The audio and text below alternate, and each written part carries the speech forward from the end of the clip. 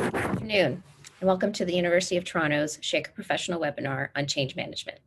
My name is Kristen Lovell, and I'm the Director of Alumni Relations at the University of Toronto, Mississauga. Before we begin, I just want to note that since we are hosting a webinar on Zoom, there's always a chance that the connection might drop. So if that happens, not to worry, just sit tight and it will be back in a few seconds. Today's webinar is U of T's first online SHAKER professional, and just one of the many ways the university is a lifetime source of ideas, networks, connections, and support for our alumni. I'm now delighted to introduce today's speaker, Dr. Rafael Chiuzi. An accomplished organizational psychologist, he holds an appointment as assistant professor at the University of Toronto, Mississauga, where he teaches organizational behavior and core courses. In his 15 years of global innovative practice, Dr. Chiuzi has been able to overcome widespread organizational challenges and successfully implement lasting and meaningful change. And now, please welcome Dr. Rafael Chiuzi for discussion about leading and adapting to change in the new world of work, followed by a Q&A session. Welcome, Rafael. Thank you, Kristen. Hello, everyone. Before I start sharing my screen, I think it's okay for me to just doing a sound check, making sure that everybody's hearing okay. Very well. So, hello, everyone. Welcome to the webinar number 225 of your week. If you're like me, you're now kind of sick and tired of all the, the webinars, the Zoom sessions, from learning how to cook a vegan taco all the way to quantum physics, and now a little bit of change management here. Wow, that makes me appreciate even more you being here with us today. That's why I'm wearing a jacket, as you can see. And yes, I am wearing pants, which I'm enormously proud to say that today. So before we start, I want to thank Jennifer Neal Smith for the invitation to be here on this great initiative. There's a great team here that I would like to acknowledge. So we have Melissa Hyde, we have Kristen Lovell, Daniel Holt, Susan Fine, Tara Clemens, Megan Fedorchuk. So also a big shout out to the amazing IT folks of U of T. They have been working tirelessly to make sure that we have our technology up and running. So it is a great team. And I also would like to thank my wife for taking the kids for a long walk while we can have this webinar.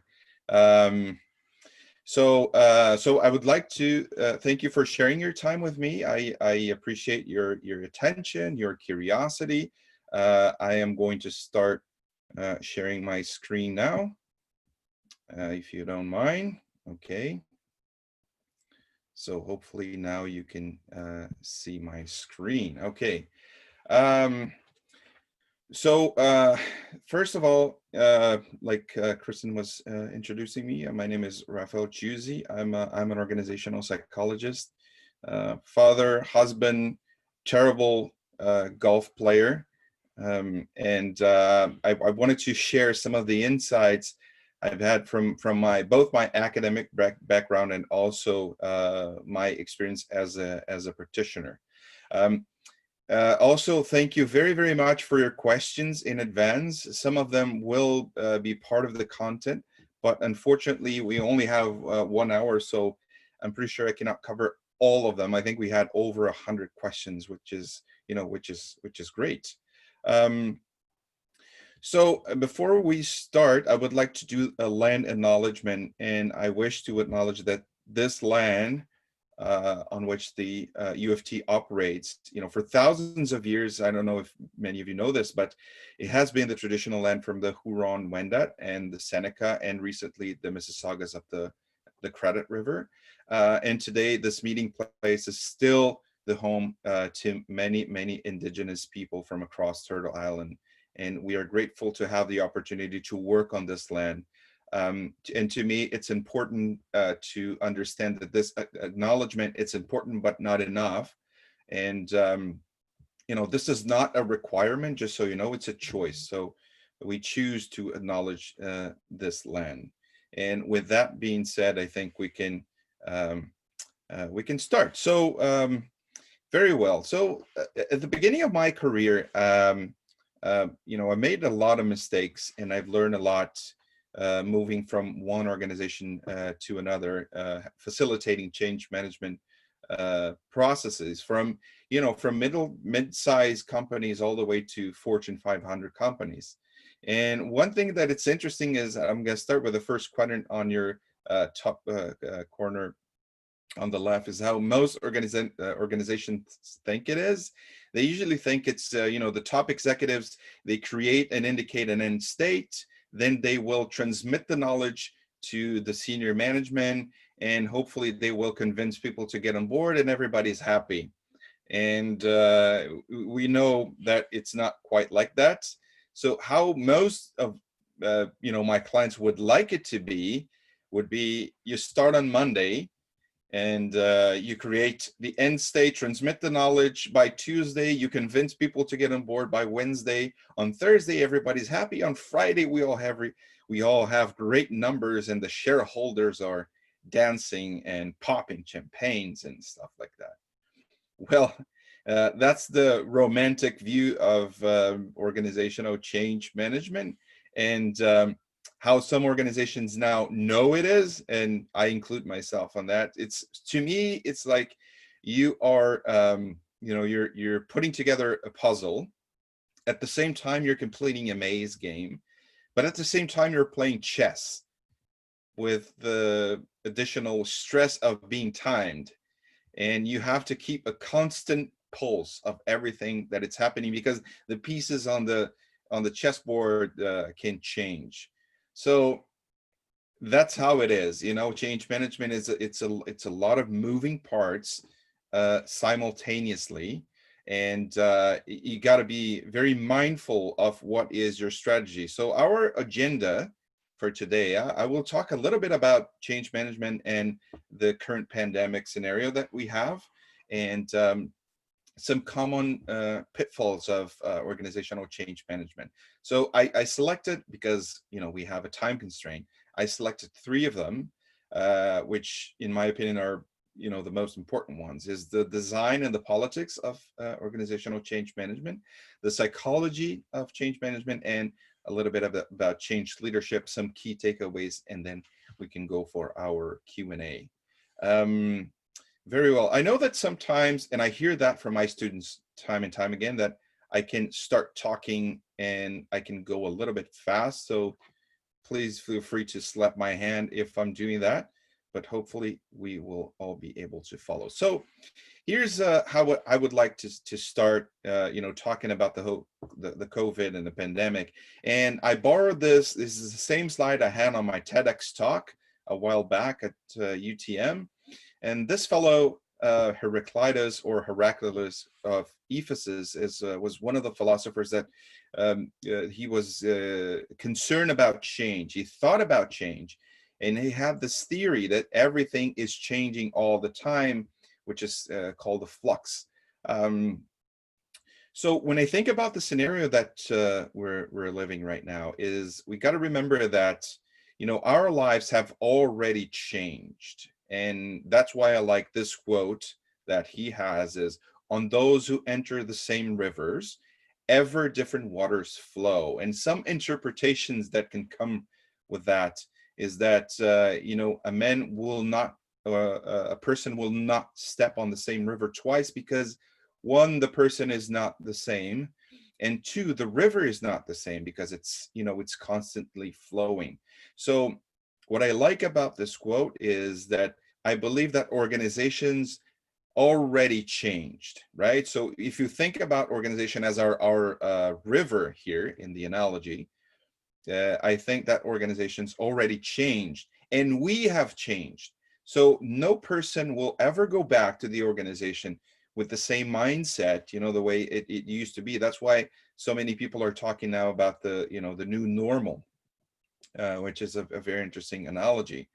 So we have been bombarded with new information, new mindsets, new behavioral patterns, and that's why things are changing constantly. So that's why I like this quote by Heraclitus, because that's what I think it's happening right now to us, and that's why we are having this webinar today, to be honest. So you know, what's funny is in social media is a source of pain and pleasure. And when you go there, this is what probably you will find. You will find many many memes, and they will basically talking about the case for change. So, you know, from homeschooling children and all the way to this one, the digital transformation. Who led the digital transformation in your company? It's not the CEO, not the CTO. It's basically COVID-19. So that's you know, the entertaining part of all this.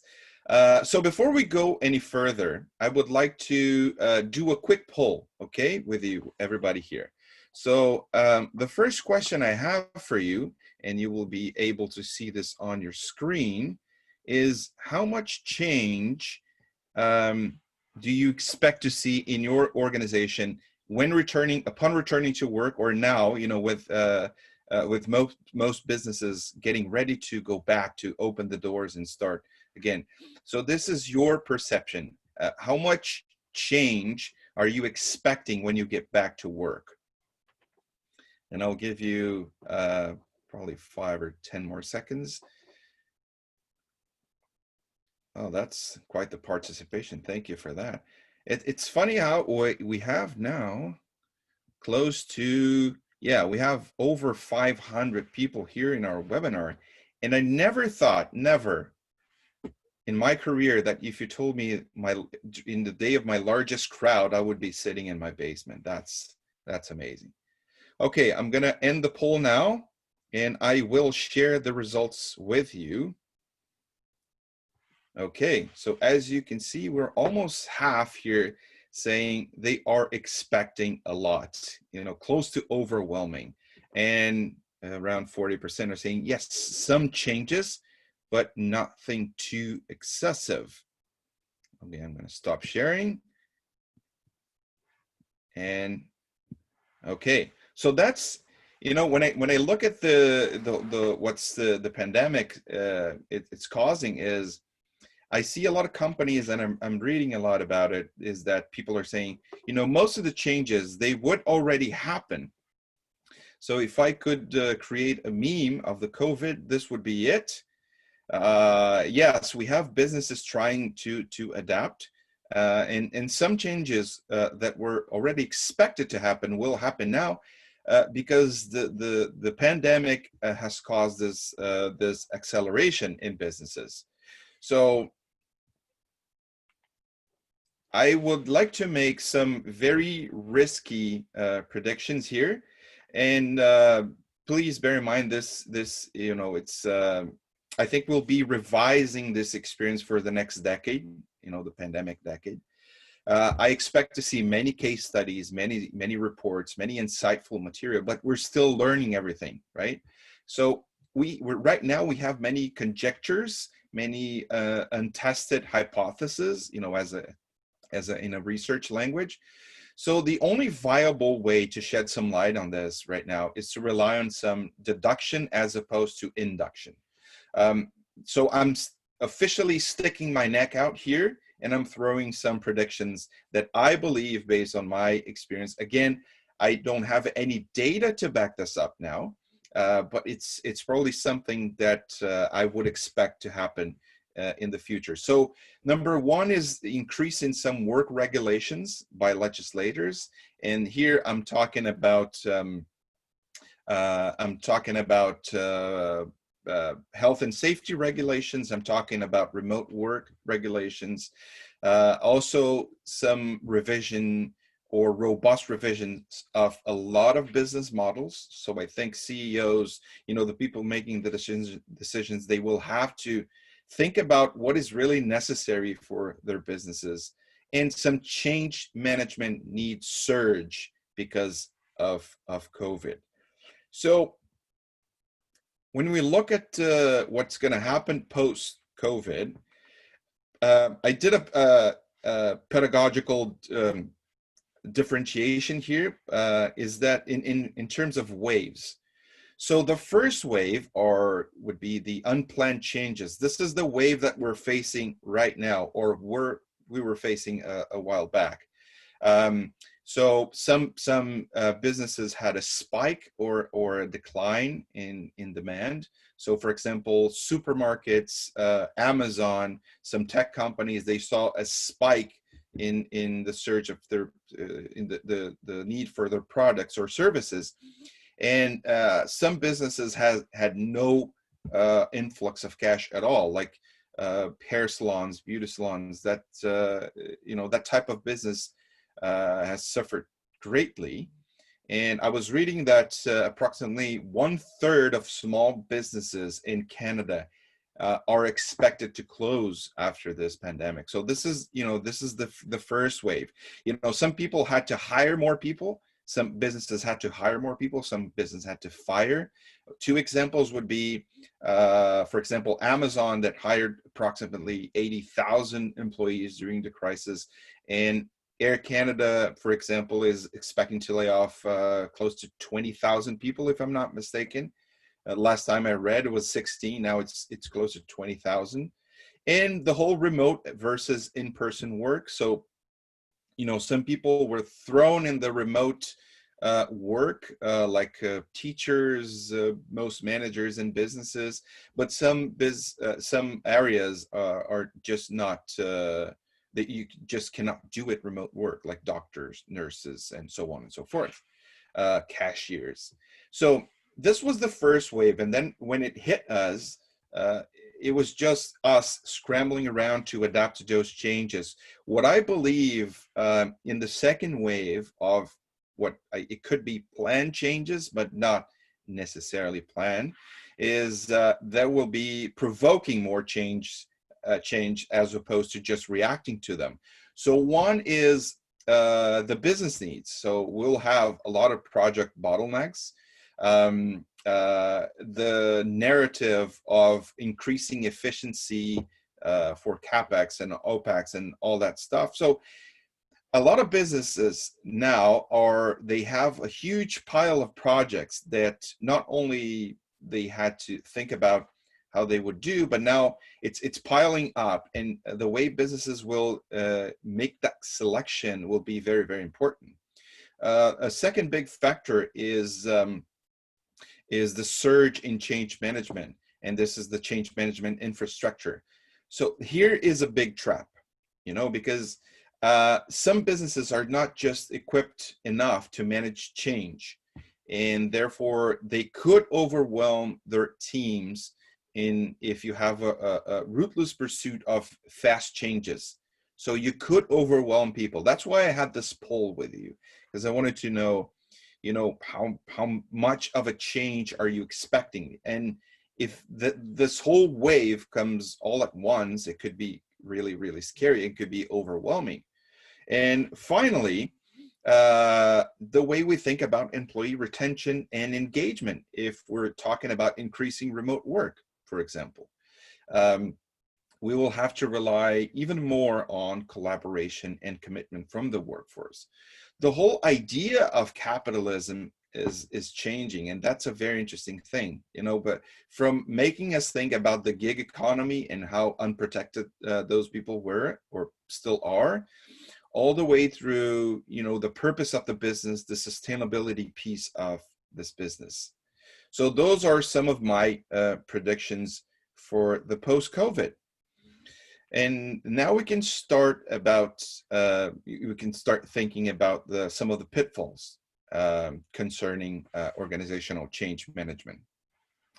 And I would like to start with the design of organizational change management at this point. So most executives in most businesses, they rely on authority or top-down approach to conduct change management. So the big boys wearing the power suit, they think about the strategic goals, and then they plan the ideas, they draft the charts and the graphs, and then they trickle down to the managers that in turn which are supposed to transmit the same thing to all of the employees. So they hope that the same passion and engagement will trickle down all the way to the operational level employees. And this is a mistake, because this is a strictly linear, rational approach to change management. And guess what? People are difficult.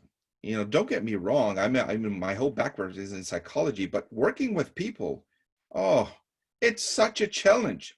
We all know that. So what happens is, when you rely on those, it gets to the bottom, and what you will have is you will have holes in your strategy. People don't buy in just because they were told. So what happens when you don't buy in is you will have either a different opinion or a different idea about the future of the company and the place that you work. So you will have many holes in your workforce. So this is like trying to contain water with so instead of using a cup, you have a colander, and it's going to leak. So instead of thinking about organizations as rigid and static and rational, because they are not fully rational, I would like to provoke you to think about as organizing instead of organization, following Carl Wake's assumptions of people do whatever they want to do at work. They have some latitude for action. So think about yourselves as employees of an organization. You have ideas. You are the one doing the work day in and day out. So that means you do have some concerns. You do have some suggestions and comments about the work and the organization. So, just rely on people, tell people what to do and they will do it. That's a very common mistake in the design of organizational change management. So instead, I would like to jump to this, what some people will call the grassroots approach. So how to avoid this pitfall of just relying on authority. And that's one mistake I made when I was younger. People will comply just because if the boss is telling you to do it, you're going to do it. And it doesn't work like that. So the grassroots approach, it should not be confused with bottom-up approach. In the bottom-up, you have the entire bulk of ideas and initiatives would arise entirely from the lower level at the organization, and then would be vetted by the executive team. In the grassroots approach, the idea is that you will still have a strategic guidance at the higher level, like a steering committee, and you still have the business case for change coming from the top. However, simultaneously, as you do that, the employees at all levels will be a part of the scope and the definition of this change. So what I like about this grassroots approach is that you're creating more collaboration from the ground up. So this will happen in many forms. This could happen through focus groups. You could have in-depth interviews, cross-sectional surveys, et cetera, et cetera, et cetera. What I usually do in my clients is I use a combination of those approaches. I remember a while back, I was reading the book from Satya Nadella, Hit Refresh, the CEO of Microsoft. And he tells a story about how he, when he took over in 2014, the first thing he did was to do a big kind of a walkabout, talking to many employees in different levels, talking about the vision for the company. And that's a good example of a grassroots approach. In the same fashion, IBM, I remember when IBM was undergoing this massive transformation, all the employees had a giant virtual discussion board to talk about their ideas, their concerns, their suggestions. So those are very good examples. So it doesn't mean you're just starting from the bottom or from the top. You start both at the same time, and hopefully you will saturate this. So not all information will be useful, but it's important to act as a social researcher when preparing for change. And that is because when you saturate all the categories, when you're listening to people, you will find many underlying concerns and many pain points that you are not aware, because one cannot know everything about the organization. So listening to these different stakeholders, And I know this sounds cliche, oh, big discovery, listen to the employees. But when you look at research about engaging this participation in the early stages of organizational change management, and here's, I'm going to jump to my academic portion here. So this was a study, this article, it's quite recent, fairly recent, 2011. So they reviewed over 60 years of quantitative studies in organizational change management. And they were specifically concerned about the recipients of change, the employees. So they show us the immediate benefits of bringing people on board when designing for change. They not only they discover through this meta-analysis higher readiness and most accepted changes and appraised changes as less stressful, and overall support for change from the employees. And also, when you increase the participation during the change process, they are linked with more positive experiences and better understandings of the meaning for change. So, research, the evidence is backing us up here, and it's a very good strategy when you give your employees some voice, because as humans, we like to be heard. In a social system, we'd like to think that we are a part of this big system, as opposed to just a mere accessory to it. So if there's one thing that psychology taught me when doing change management, is that you have to listen. You have to listen and you have to learn. And in change, the most important things is to be constantly learning, so you can adapt, so you can move forward. So what are some of the risks of being deaf and blind when planning for change?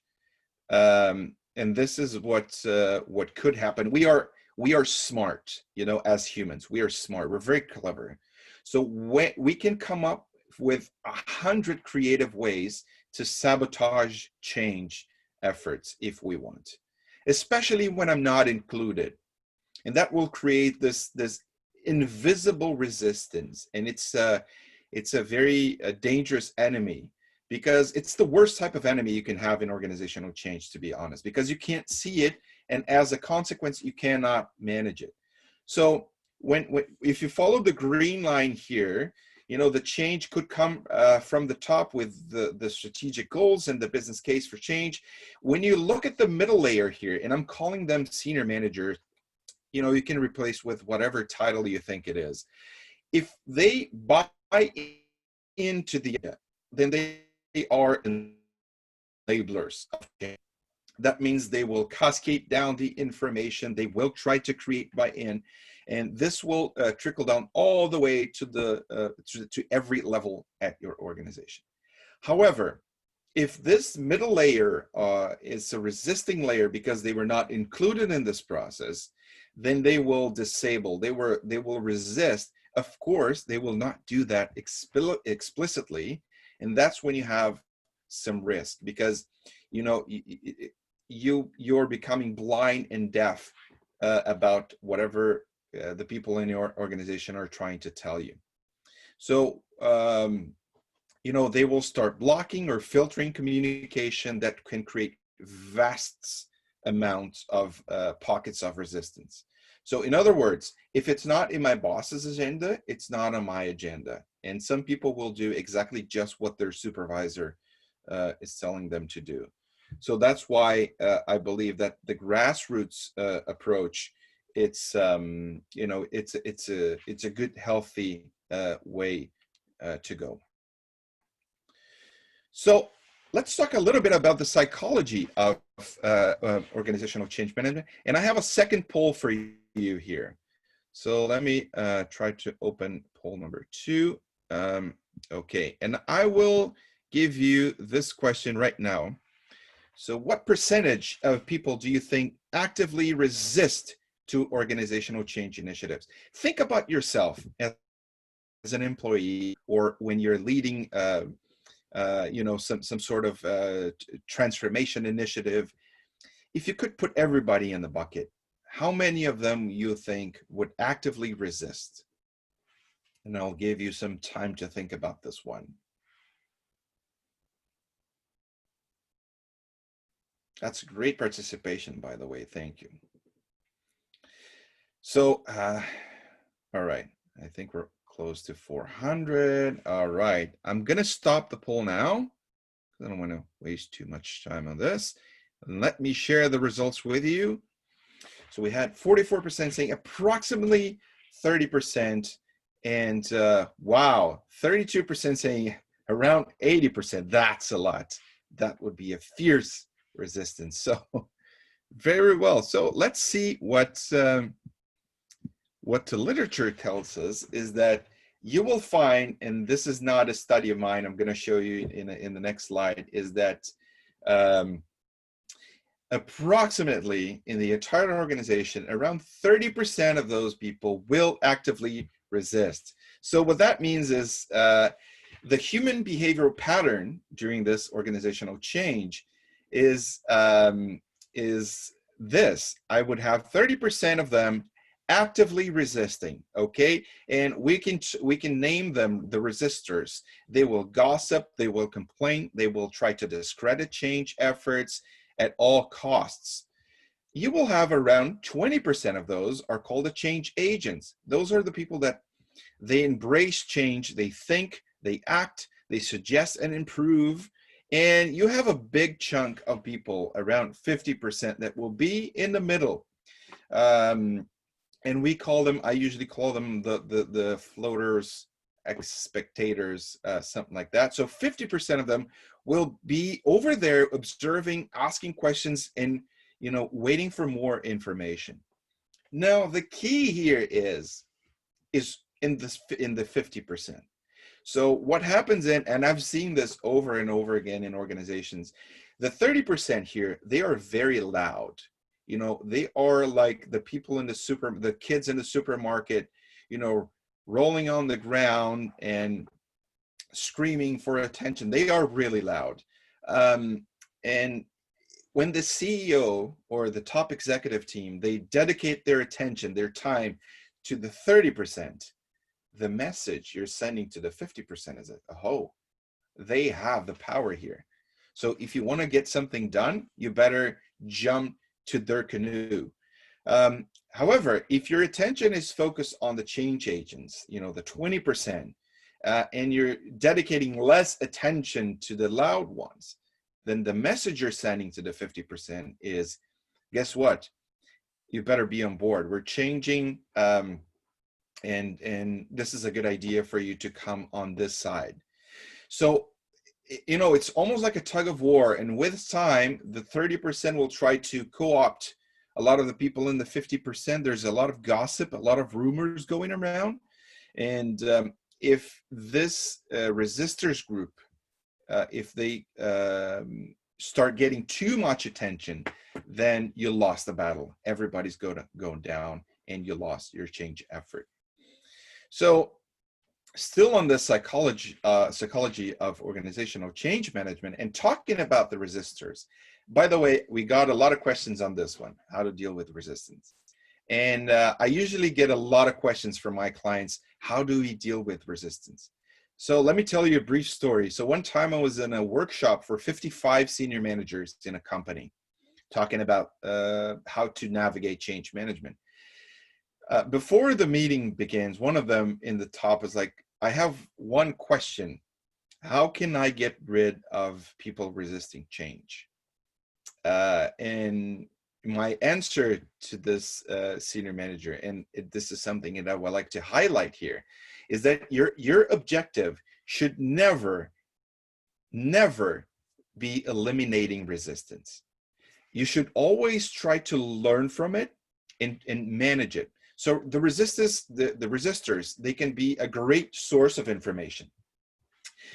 So the loud ones will give you valuable information. If you know where to gather this information, they will give you a lot of information about the whys of resistance.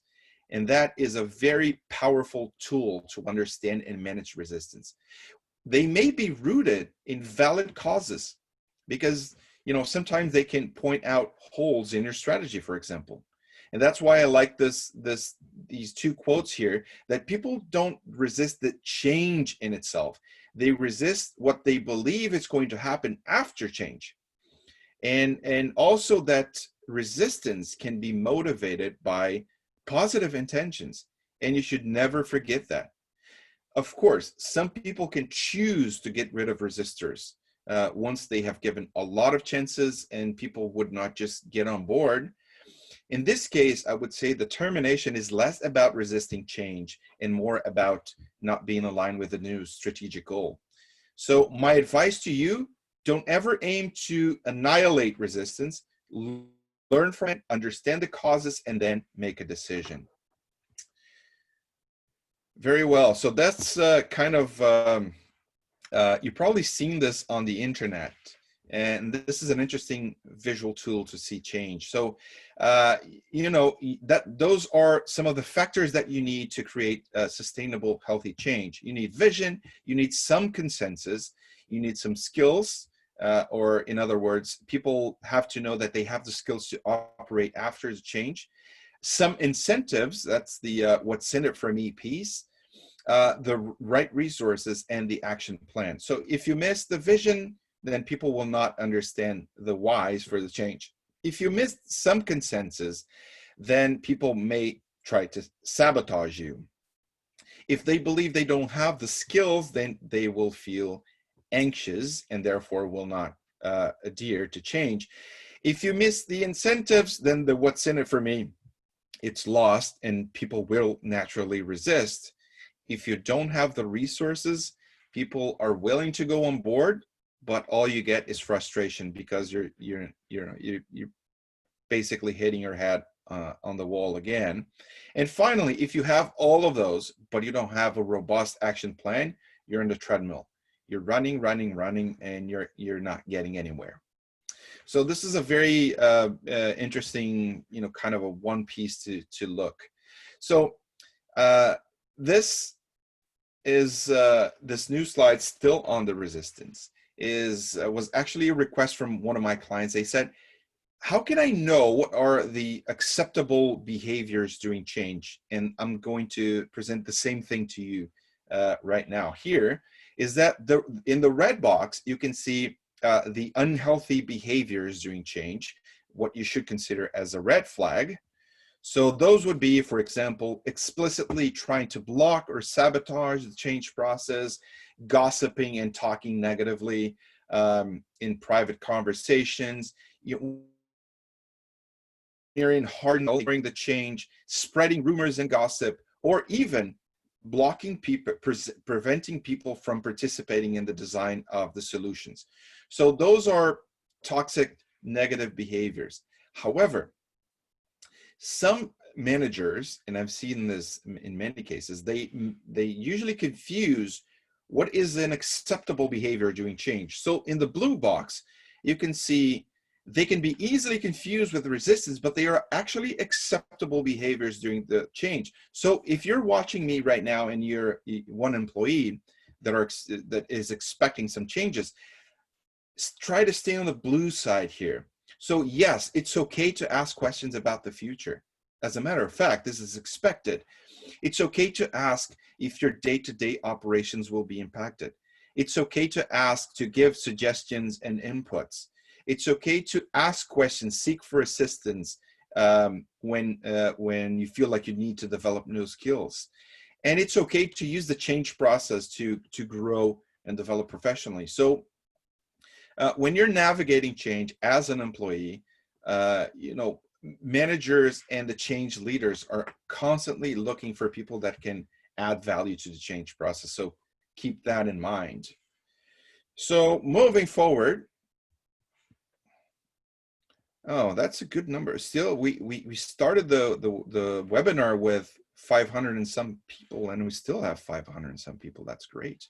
So what are some of the tactics? Here, I'm going to teach you some psychology readings tricks of what people do to undermine change efforts. So some of them use what we call the fear mongering. So they attack a strategy and they try to create some fear because they're trying to be alarming and defensive. So I remember in a meeting, one of the managers, they were having a discussion about the department, and they said, you know, I find it looks like a great plan for our department. I have just one question about the production. You know, when we cannot risk stopping the production in the middle of November because we have high demand. This could be catastrophic. And I mean, don't you think this could be catastrophic? I mean, I'm all in favor for change, but I you know, we should be careful with this. So what he was really trying to say, I mean, come on. What you're really trying to say is that I disagree with you, but I don't want to say it because you're the boss. So this is why I'm trying to scare you away with factual information so you can see my point of view. So that's a fear-mongering tactic. The other one is delay. And the delay is when people will ask endless questions, and they will always trying to get more information. What they're really trying to say is that I disagree with you, I'm resisting change, but I don't want to say it. So I want to try and delay this as much as I can. Maybe you will forget about it. Maybe it will be one of those initiatives that we have in the company and people forget about it. That's the delay tactic. And if you're stuck in that, if you're doing a presentation and you're stuck in the delay, they will suck you in a hole, and it's going to be really hard to get out of that. Another one is confusion. Good old confusion. So you start throwing irrelevant numbers and facts into the discussion, and suddenly you're trying to find holes in the strategy. That's what you're trying to do. So I remember, you know, it's yes, I'm getting a text here. If we can go past a little bit 1 p.m. to accommodate more Q&A, yes, that's a big yes for me. So the confusion is, you know, I start asking very random different questions. And again, if you're discussing all the details, then you lost the big picture. So what they're really trying to do is, I disagree with you, I don't want to say it, so I'm gonna throw a lot of information at you until I find a hole in your argument. And all I need is to find one, and then I can look to the side and I can roll my eyes and sides. See, I don't think we're prepared for this type of change. And finally, ridicule. So, you know, that's a very comfortable strategy. The ridiculing is, you know, start, you know, joking around. And if you get mad at me, I can say, I was just playing. Don't be upset about it. I know we're going to change, but I was, you know, just asking some more questions. So people will launch different tactics to try and undermine change efforts. My recommendation to you is be aware. When you see some of those, be aware and try to understand what's really happening. So, you know, we can go now, and this is my last of the 3 pitfalls, talking about the difference between change management and change leadership. So the change management is the toolkit for change. You know, we're worried about the how, the tools, the integration with project management, and so on and so forth. Now, if I have a good change management practice, but I don't have visible, felt change leadership, and that's a big trap. So the change leadership is, it's about inspiring, it's about creating buy-in, it's about creating stewardship, you know, the why for change, the envisioning, the creating of this emotional engagement. You know, there's one book, and there's, it's the happiness hypothesis by John Haidt.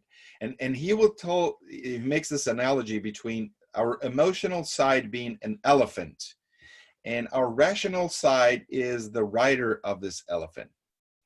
So when the rider is on top of the elephant, you know, he tried to hold the reins, and, you know, he seems to be the leader, you know, the guy sitting on top of the elephant. But the rider's control is really limited, because if the elephant decides to go left, I'm pretty sure that that tiny little dude cannot steer the elephant back on track. When it comes to change management, it's the same thing. If you don't win their hearts, the people's hearts, the creating buy-in, the inspiring, then it's really hard to win their minds. And that's why I like this analogy with the elephant. So change leadership will be the engine, will be the motor that makes things happen. So one tip I would like to give to you all when you're involved in a change initiative, and still on change leadership. And bear in mind, when I'm saying change leadership here, I don't mean you have to hold an official title to be a change leader. You can be a change agent, guiding leadership. So communicating and reinforcing and benchmarking will be key. Engaging with several leaders and the organizational change management team. Mapping your stakeholders, the resistors, the floaters, and the change agents, and always share best practices and learnings.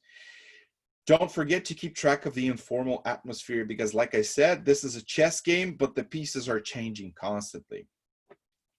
So in a nutshell, those would be some of the common pitfalls and some of the key takeaways. I would like to wrap it up and give it to you. And this is mostly based on my experience, doing a lot of change management projects in the Middle East, in South America, and here in North America. So let's start with the roots on this tree. So start with your budget. You got to know your limits. How much money do you have? How many resources are available to you? Do a proper diagnostic. You got to know your issues. This is why it's so important to listen to the organization and to see how they're breathing. Find a good sponsor, your ally. This executive level sponsor will be key to opening doors and creating bridges for you. And pick a framework and stick to it. So if you go online, you're going to find many different change management frameworks. My advice to you is pick the one that you feel more comfortable with. Okay. So now when you go, if you have the roots, if you have the base set, you can go and we can jump to the branches here. So don't forget, change management is a teamwork game. You cannot do things on your own. The one thing that you will find constantly is that your role is going to be to break a lot of silos. You will have to navigate different aspects of the organizations. You will need to interact with different stakeholders. Do not be afraid to advertise. You will have to pitch your idea to several different people. That's when your sponsor can help you. Fine. Move on. Document the entire process. Brief and debrief constantly. Always have a sort of a journal, like a diary, where you can keep your ideas and your lessons learned fresh. Prioritize your actions and make sure you have a healthy pipeline for change. Do not overwhelm your employees with massive changes at the same time. And finally, do not forget to adapt. Change also changes, and that's a really important piece here, because you will notice that in the middle of the process, you will have to adapt. So that's my end here. I'm going to stop because I don't want to take too much of your time. I hope that this was useful. I would be very happy to connect with you on LinkedIn or this is my Twitter. And that's what I have for you. And now I think we can go for the Q&A. Hopefully it wasn't too boring, your webinar. Not boring at all, Rafael. Thanks so much for taking the time to share your work with us today. We've got some questions that have come in advance and also just now. So the first one we have is from Sarah M. In measuring collaboration, employees often feel like Big Brother is watching. How do you control that narrative to show them that it actually supports them to show their metrics? That's a very good question. So let me explain one alternative that I personally use when I'm doing a proper diagnostic. So I usually conduct a cross-sectional anonymous survey throughout the organization. I have a platform, and it's all encrypted. There is no question that could ever identify who is this participant. And I only analyze the numbers in a bulk matrix, like in numbers only. So that's a good way of letting employees at ease when they have to say what they want to say. And one thing I always do as well, after the survey is done, we disseminate this knowledge throughout the organization, so they know there's no names, there's no, we're not talking about specific job levels or none of that. So that's a very good question, because it's easy to get scared with, am I going to get fired if I say what's on my mind? That's a very good question. Thank you. My next question came in from, it's Nia or Naya Bajaj. I apologize if I did not pronounce that correctly. How do you successfully manage change in an organization that has faced regular upheaval where staff may have change fatigue? So, this is a very common scenario. I've been with different clients, and what I constantly hear from employees is that, oh, this is just another initiative. This is just another project. This is just another program. We had 5 of those in the past and they never finished.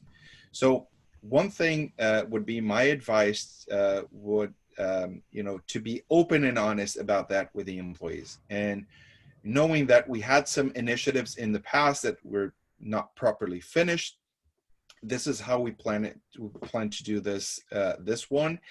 But the most important part, I find, is to keep that participation going. My number one medicine, my go-to strategy would be, as long as you can keep employees engaged and on board throughout the process, that's gonna show them that they are part of this progress, and that we have to have a beginning, a middle, and an end. The ending really matters. In all of my recommendations to clients when I'm leaving the clients is, make sure you celebrate the ending. Make sure you put in, the bow and show everybody that this project was successfully finished. Great, thank you. Now we have a question that came in from Ashley Pellet. Do you believe that the COVID-19 pandemic will have lasting long-term impacts on the ways corporations cope with change initiatives? I think so, especially when it comes to the volume now. I would say that's going to be the number one concern. But I also believe that after COVID-19, that most organizations will realize that change should not be regarded as a foreign event, as something that comes from time to time when disruption is needed. Change, when you look at the dictionary, change is to become something that you're not. So it's transforming.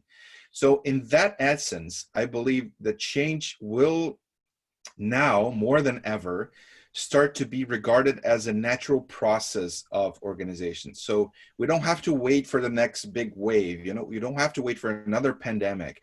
And I think most organizations will realize that they will have to adopt a more agile approach to changing things internally. So I think if I could, guess, this would be my guess with COVID and change management. Thank you. Just a note for the audience, if you do have to go by 1 o'clock, we will be providing a recording. So you'll get to see the whole thing in full, and we'll send that out a little later. So now I have a question that came in from Naomi Omar Ali. She says, as a professional supporting change from in-person training to remote learning, how can we move through resistance and help people understand that things cannot be exactly replicated? So one thing, and that's a great question. So one thing that's, one of the foundations when we're outlining the business case for change is that we have to show people why they need to change. In the case of COVID, I think that's pretty much, in your face. So we don't have to discuss a long time about the need for change in this case, because it's apparent. People could die if you don't change. So let's say outside of the COVID scenario in the future, if you don't show people the real business case for change, if the urgent need for change, then it's going to be really hard for them to understand why they should be doing things differently now.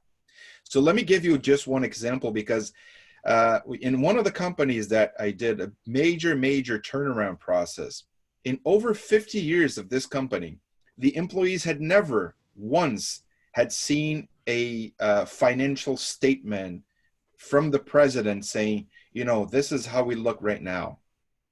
And I got to say, it was in the Middle East, so there's a cultural issue there.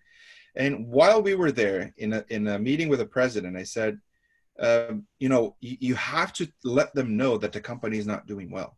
You have to go out there and you got to show the arrow going down, or they will not understand why they need to engage in this transformation. So he did a town hall meeting with over 400 of the employees, and I'm talking about operators, supervisors, not just the executives. And I could see the employees' faces when they saw that the company was losing money, because for them everything was normal, business as usual. Once they saw that, the level of engagement jumped by almost 30% in our, because we had constant surveys with them. Because that's when you realize, okay, now I understand this is not just a wish list. Either we do this or there will be, severe consequences. So in this case, I would say people will resist. Yes. Like I told you, try to understand what are some of the root causes of resistance in online versus in-person teaching, because I am a part of a group in our department that is doing this transition with other faculty. It may be because they don't feel like they have the skills to operate online. It may be because they don't understand what are the benefits. So understanding the roots of resistance and then adapting and drafting proper response to it would be the way to go. I have a question now from Paul, and I think, you just talked about some of this a bit, but how do you rebuild trust when multiple change efforts in the past have failed for various reasons? And that's a great question, Paul. Thank you. And that's when the whole thing humbles you, because the one thing, if I could, give a recommendation, would be humble and acknowledge that you had in the past failed attempts. But everybody here that it's in a business, we all know that not all initiatives will have 100% success rate. But this is also how we learn. So if I could give you a tip, would be take everything that you learned from past experiences, everything. Try to think as you're building a presentation. It's like, okay, I know we had a lot of errors in the past. This is what we learned from all those errors. Now, what we're going to do is we're going to incorporate all that learning into this new initiative. And I want to increase the participation from you to understand some of the pain points.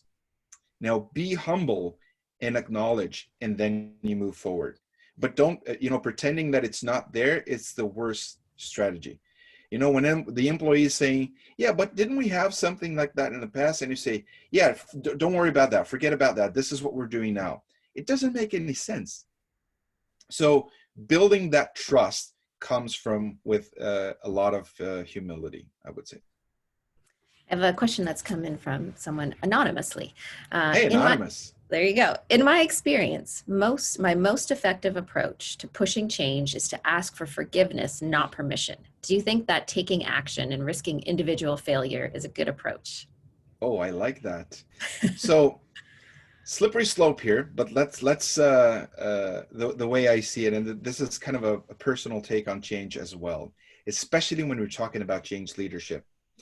I would say that in some cases, this is absolutely the case. Because, the way I see it, to be a true change leader, you have to be willing to break or bend some of the rules, because the organization has it has an MO, it has the procedures, and, it's a cookie cutter approach, very rigid, very static. When you're trying to create some changes, you will have to defy some of those. You will have to stand out and say, no, we're going that way. So this boldness I would say it's a highly attractive trait in a change leader. So I would say in some cases, I agree. And it's not easy because you will get a lot of slaps in your hand like I did in the past, but that's the price to pay. To be a change agent, it's not easy. People will hit you and they will hit you hard. We have time for one more question. And this has come in from Agatha Rodriguez. She says, what advice would you give to those who wish to pivot into roles where key responsibilities include change management? So you can start by watching this webinar, which I guess you did. That's a good thing. The other one would be, we have a vast amount of literature right now. So if you're interested in the scientific side of change management, I would recommend the Journal of Change Management. It's one of my primary sources for great research on change management. You have a lot of different books, but I would say they will only take you so far. So try to network with people that do change management. You know, go for a coffee when it's allowed. Go for a coffee or you know, now we can have a Zoom session, but try to network with people doing change management for a while, you know, and go with your list of questions ready. So, you know, you can do your homework, reading, getting ready, talking to people, but nothing will give you the skills that you need until you start actually doing things. Change management is a practice. So you will get better. You can benchmark a lot, but until you start actually getting your hands dirty, you know, it's only halfway. And that she can connect with you on LinkedIn as well, right? Absolutely. On behalf of the University of Toronto, I just want to say thank you so much for taking the time to share your work, share your expertise with us. We really appreciate this. And for our audience following the webinar, you will get an email. There'll be a link in it to an event survey. We really welcome your thoughts as we continue to plan these web-based activities for our alumni and friends. And I also encourage you to visit, we have a new online hub. It's at alumni.utoronto.ca. It's a one-stop shop for all of the latest offerings from around the universities, like webinars. There's a podcast from U of T Mississauga called U to the U. There's also online pub trivia events and much more. So I just want to say thanks again, Rafael. We really appreciated having you with us today. My pleasure. Thank you. And thanks to everyone who joined us. And we look forward to hosting you at another U of T online event. Thanks so much. Have a good afternoon.